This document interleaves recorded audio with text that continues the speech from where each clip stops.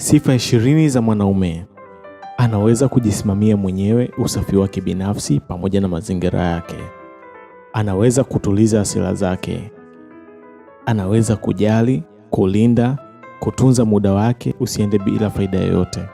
Anaweza kufanya maamuzi. Hayumbishwi kwa maneno tu. Anajua anachokifanya na sababu ya kukifanya anachokifanya. Anakuwa na sehemu ya kuingiza kipato, iwe kwa kuajiliwa ama kwa kujiajiri. Anakuwa mtu wa vitendo, sio maneno mengi. Anatimiza kile anachokiahidi. Hana muda wa kukaa vijiweni kuwasema watu. Ana wivu wa maendeleo. Hakati tamaa ya kutafuta.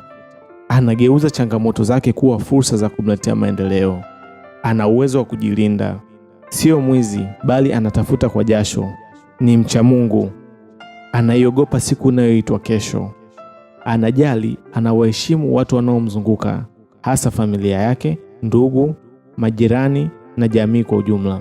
Anajituma na sio mtu wa kulalamika. Ana imani ya kutosha.